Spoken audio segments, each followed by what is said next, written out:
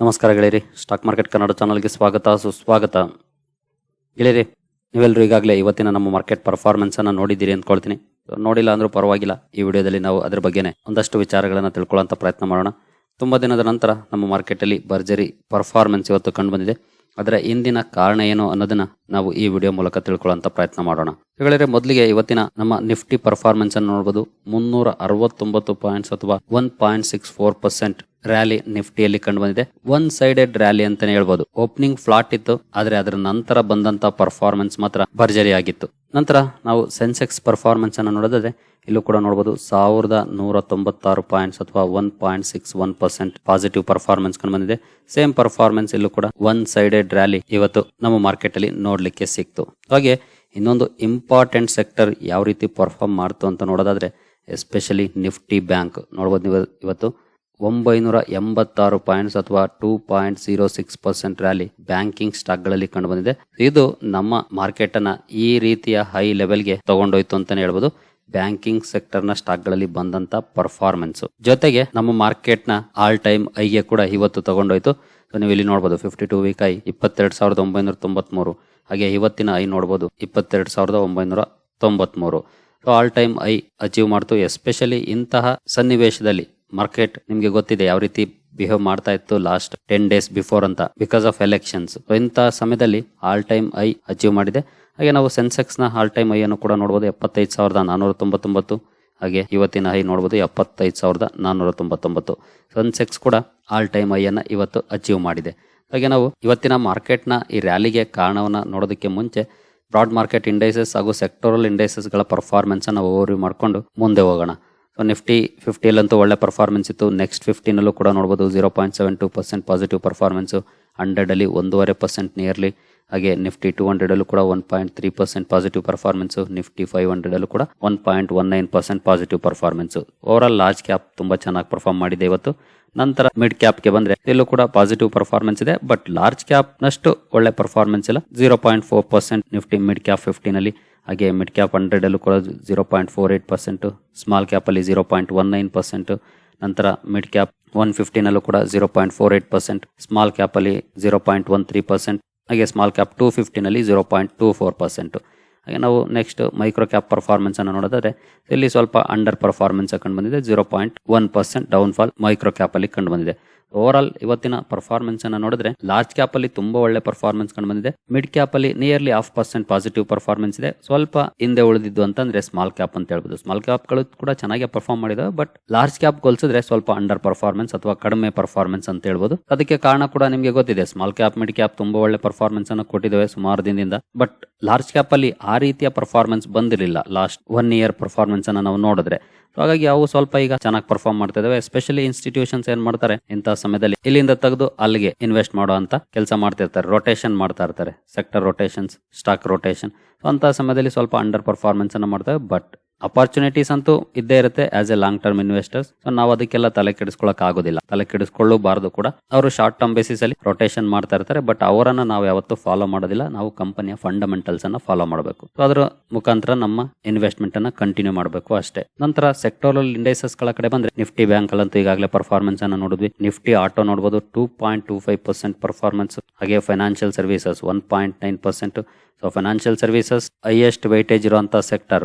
ಇಲ್ಲಿ ಈ ರೀತಿ ಪರ್ಫಾರ್ಮೆನ್ಸ್ ಬಂದ್ರೆ ನಿಯರ್ಲಿ 2%. ಇಂಡೆಕ್ಸ್ ಅಲ್ಲಿ ಈ ರೀತಿ ಇರುತ್ತೆ ಪರ್ಫಾರ್ಮೆನ್ಸ್. ಒಳ್ಳೆ ಪರ್ಫಾರ್ಮೆನ್ಸ್ ಕಂಡುಬಂತು.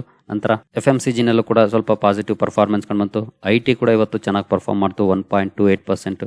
ಮೀಡಿಯಾ ಚೆನ್ನಾಗಿ ಪರ್ಫಾರ್ಮ್ ಮಾಡ್ತು. ಮೆಟಲ್ ಚೆನ್ನಾಗಿ ಪರ್ಫಾರ್ಮ್ ಮಾಡ್ತು. ಫಾರ್ಮಾ ಸ್ವಲ್ಪ ಅಂಡರ್ ಪರ್ಫಾರ್ಮೆನ್ಸ್ ಅನ್ನ ಮಾಡ್ತು, ನಿಯರ್ಲಿ 0.5%.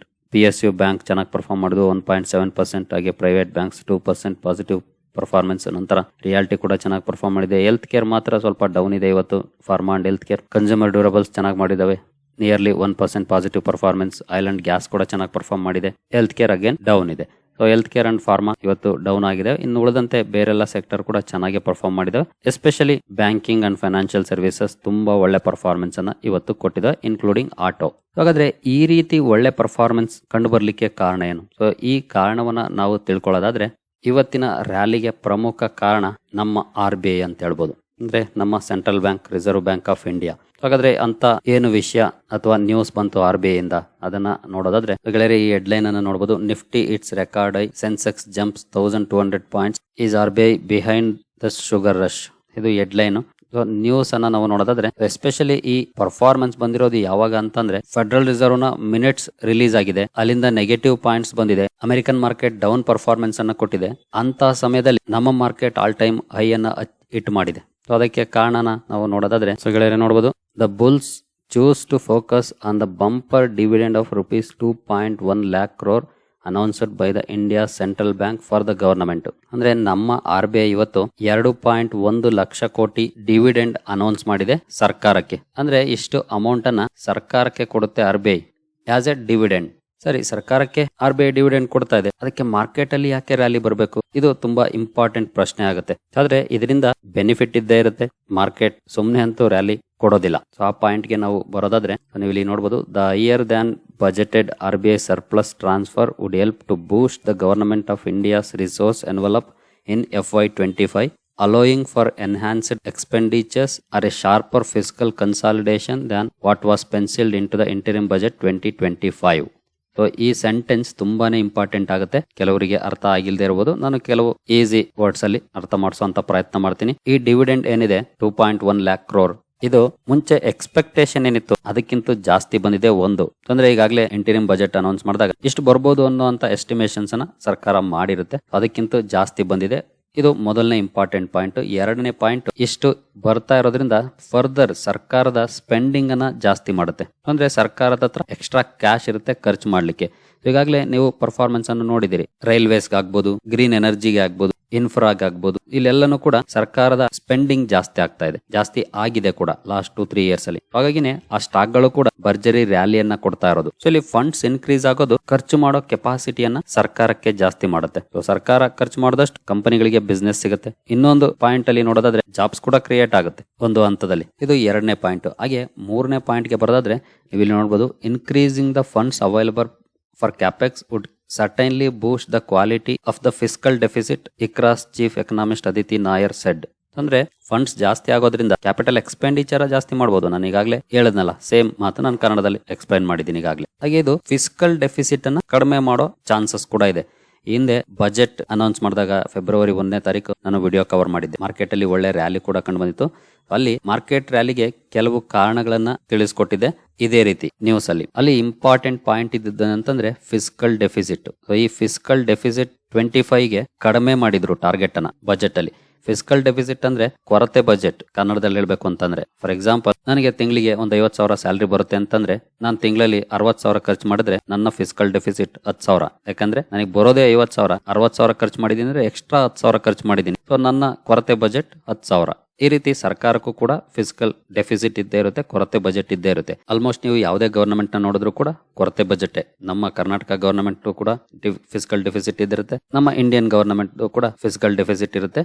ಬಟ್ ಇದು ಕಡಿಮೆ ಆದಷ್ಟು ಮಾರ್ಕೆಟ್ ಒಳ್ಳೇದು, ಯಾಕಂದ್ರೆ ಸರ್ಪ್ಲಸ್ ಉಳ್ಕೊಳ್ಳುತ್ತೆ. ಇನ್ ಕೇಸ್ ಡಿಫಿಸಿಟ್ ಇಲ್ಲ ಅಂದ್ರೆ ನನ್ನ ಹತ್ರ 50,000 ಸ್ಯಾಲರಿ ಬಂದು ತಿಂಗಳಲ್ಲಿ ನಾನು 40,000 ಖರ್ಚು ಮಾಡಿದ್ರೆ ಎಕ್ಸ್ಟ್ರಾ 10,000 ಉಳಿಯುತ್ತೆ ನನಗೆ. ಸೊ ನನ್ನ ಫೈನಾನ್ಷಿಯಲ್ ಕಂಡೀಷನ್ ಚೆನ್ನಾಗಿರುತ್ತೆ. ಇದು ದೇಶದ ವಿಚಾರದಲ್ಲೂ ಅಷ್ಟೇ, ರಾಜ್ಯದ ವಿಚಾರದಲ್ಲೂ ಅಷ್ಟೇ. ಸೊ ಫಿಸ್ಕಲ್ ಡೆಫಿಸಿಟ್ ಕಡಿಮೆ ಇದ್ದಷ್ಟು ಎಕಾನಮಿಗೆ ಒಳ್ಳೇದು, ಮಾರ್ಕೆಟ್ಗೂ ಕೂಡ ಒಳ್ಳೇದು, ದೇಶಕ್ಕೂ ಕೂಡ ಒಳ್ಳೇದು. ಹಾಗಾದ್ರೆ ನಾವು ಕಳೆದ ಬಜೆಟ್ ಅಲ್ಲಿ ಎಷ್ಟು ಮಾಡಿತ್ತು ಅಂತ ನೀವು ಇಲ್ಲಿ ನೋಡೋದಾದ್ರೆ ನೋಡಬಹುದು. 5.1% 24-25 ಎಸ್ಟಿಮೇಟ್ ಮಾಡಿದ್ರು.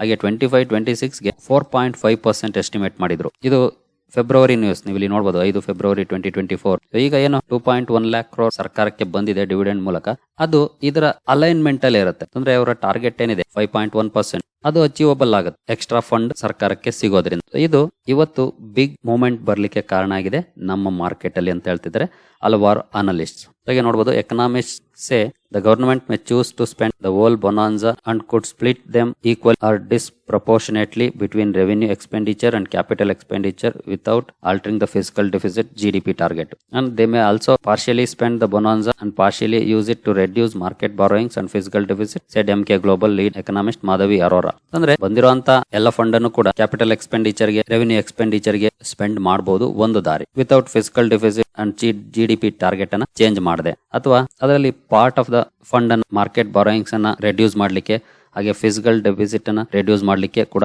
ಬಳಸ್ಕೊಳ್ಬಹುದು ಅನ್ನುವಂತ ಒಪಿನಿಯನ್ MK ಗ್ಲೋಬಲ್ ಅವರು ಕೊಡ್ತಿದ್ದಾರೆ. ಸೊ ಈ ಆರ್ಟಿಕಲ್ ಅಲ್ಲಿ ಸಾಕಷ್ಟು ವಿಚಾರಗಳಿದೆ, ನೀವು ಬೇಕಿದ್ರೆ ಓದ್ಕೊಳ್ಬಹುದು. ಎಕನಾಮಿಕ್ ಟೈಮ್ಸ್ ನ ಆರ್ಟಿಕಲ್ ಇದು, ನಿಮಗೆ ಗೂಗಲ್ ಆಗಿ ಈಸಿಯಾಗಿ ಸಿಗುತ್ತೆ. ಸೊ ಸಾಕಷ್ಟು ಪಾಯಿಂಟ್ಸ್ ಅನ್ನ ಇವರು ಹೈಲೈಟ್ ಕೂಡ ಮಾಡಿದ್ದಾರೆ ಈ ಆರ್ಟಿಕಲ್ ಅಲ್ಲಿ. ನಾವು ಈಗಾಗಲೇ ಫಿಸ್ಕಲ್ ಡೆಫಿಸಿಟ್ ಬಗ್ಗೆ ಬಜೆಟ್ ಟೈಮ್ ಅಲ್ಲೇ ನೋಡಿದ್ವಿ. ಫಿಸ್ಕಲ್ ಡೆಫಿಸಿಟ್ ಟಾರ್ಗೆಟ್ ಅನ್ನ ಕಡಿಮೆ ಮಾಡಿದರೆ, ಎಸ್ಟಿಮೇಷನ್ ಕಡಿಮೆ ಮಾಡಿದರೆ ಅನ್ನುವಂತ ನ್ಯೂಸ್ ನ ಕಾರಣಕ್ಕೆ ಮಾರ್ಕೆಟ್ ಅಲ್ಲಿ ಒಳ್ಳೆ ಪರ್ಫಾರ್ಮೆನ್ಸ್ ಬಂದಿತ್ತು.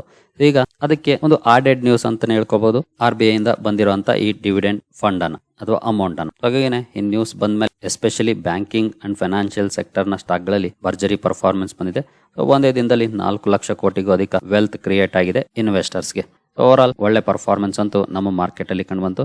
ಹಾಗಾದ್ರೆ ಇನ್ನೂ ಒಂದು ಪ್ರಶ್ನೆ ಬರ್ಬೋದು ಕೆಲವರಿಗೆ, RBI ಯಾಕೆ ಡಿವಿಡೆಂಡ್ ಪೇ ಮಾಡಬೇಕು ಸರ್ಕಾರಕ್ಕೆ ಅಂತ. ಇಲ್ಲಿ ನೋಡಬಹುದು, expert said the surplus transfer to government will help it reduce the fiscal deficit and make funds available for capital spending. Obviously ಇದರಿಂದ ಅನುಕೂಲಗಳೇ ಹೊರತು ಅನಾನುಕೂಲ ಅಲ್ಲ. ಯಾಕಂದ್ರೆ ಸರ್ಕಾರದ ಸ್ಪೆಂಡಿಂಗ್ ಪವರ್ ಜಾಸ್ತಿ ಆಗುತ್ತೆ. ಸರ್ಕಾರ ಸ್ಪೆಂಡ್ ಮಾಡೋದ್ರಿಂದ ಪ್ರಾಜೆಕ್ಟ್ಗಳು, ಇನ್ಫ್ರಾ ಡೆವಲಪ್ ಆಗುತ್ತೆ. ಅನಂತರ ಅದರಿಂದ ಸಾಕಷ್ಟು ಕಂಪನಿಗಳಿಗೆ ಬಿಸ್ನೆಸ್ ಸಿಗುತ್ತೆ. ಜೊತೆಗೆ ಡೈರೆಕ್ಟ್ಲಿ ಆರ್ ಇಂಡೈರೆಕ್ಟ್ಲಿ ಎಂಪ್ಲಾಯ್ಮೆಂಟ್ ಕೂಡ ಕ್ರಿಯೇಟ್ ಆಗುತ್ತೆ. ಅಗೇನ್ RBI ಕೊಟ್ಟಂತ ಹಣ ತಿರ್ಕೊಂಡು ಮಾರ್ಕೆಟ್ಗೆ ಬರುತ್ತೆ. ಸೊ ಹಾಗಾಗಿ ಇದು ಯಾವಾಗ್ಲೂ ಕೂಡ ನಡೆಯುವಂತ ಪ್ರಕ್ರಿಯೆ, ಹೊಸದೇನಲ್ಲ. ಸೊ ಇವಾಗ 2.1 lakh crore ಪೇ ಮಾಡ್ತಾ ಇದೆ ಗವರ್ನಮೆಂಟ್ಗೆ. ಸೊ ಈ ಒಂದು ಮೇನ್ ಕಾರಣಕ್ಕೆ ಇವತ್ತಿನ ನಮ್ಮ ಮಾರ್ಕೆಟ್ ಅಲ್ಲಿ ಭರ್ಜರಿ ರ್ಯಾಲಿ ಕಂಡು ಬಂದಿದೆ. ಎಸ್ಪೆಷಲಿ ಎಲೆಕ್ಷನ್ ಸೀಸನ್ ಅಲ್ಲಿ ಈ ರೀತಿ ರ್ಯಾಲಿಯನ್ನ ನೋಡ್ಲಿಕ್ಕೆ ತುಂಬಾ ರೇರ್ ಸಿಗೋದು. ಬಟ್ ಇವತ್ತೊಂದು ಎಕ್ಸೆಪ್ಷನಲ್ ನ್ಯೂಸ್ ಇತ್ತು, ಹಾಗಾಗಿ ಒಳ್ಳೆ ಪರ್ಫಾರ್ಮೆನ್ಸ್ ಬಂದಿದೆ. ನೋಡೋಣ ಮುಂದುವರೆದು ಯಾವ ರೀತಿ ಪರ್ಫಾರ್ಮೆನ್ಸ್ ಬರುತ್ತೆ ಅಂತ. ನಿಮ್ಗೆ ಈಗಾಗಲೇ ಗೊತ್ತಿದೆ 4ನೇ ತಾರೀಕು ತುಂಬಾನೇ ಇಂಪಾರ್ಟೆಂಟ್ ಆಗುತ್ತೆ. ಸೊ ಬರುವಂತ ರಿಸಲ್ಟ್ ಹೇಗಿರುತ್ತೆ, ಆ ರಿಸಲ್ಟ್ ಡಿಸೈಡ್ ಮಾಡುತ್ತೆ ಮಾರ್ಕೆಟ್. ಅಂದ್ರೆ ನಮ್ಮ ನಿಫ್ಟಿ 23,000 ಬ್ರೇಕ್ ಮಾಡಿ 24ಕ್ಕೆ ಹೋಗುತ್ತಾ, 25ಕ್ಕೆ ಹೋಗುತ್ತಾ ಅಂತ. ಸೊ ವೇರ್ ವೈಟಿಂಗ್, ನೋಡೋಣ. ಎಲ್ಲಾನು ಕೂಡ ಒಳ್ಳೇದಾಗ್ಲಿ ಅಂತ ಎಕ್ಸ್ಪೆಕ್ಟ್ ಮಾಡೋಣ. ಸರಿ ಗೆಳೆಯರಿ, ಇವತ್ತಿನ ರ್ಯಾಲಿಗೆ ಕಾರಣ ಏನು ಅಂತ ನಿಮಗೆ ಗೊತ್ತಾಗಿದೆ ಅನ್ಕೊಳ್ತೀನಿ. ಈ ವಿಡಿಯೋ ನಿಮಗೆ ಇಷ್ಟ ಆಗಿದೆ ಅನ್ಕೊಳ್ತೀನಿ. ಮುಂದಿನ ವಿಡಿಯೋದಲ್ಲಿ ಸಿಗೋಣ. ಅಲ್ಲಿವರೆಗೂ ಜೈ ಹಿಂದ್, ಜೈ ಕರ್ನಾಟಕ.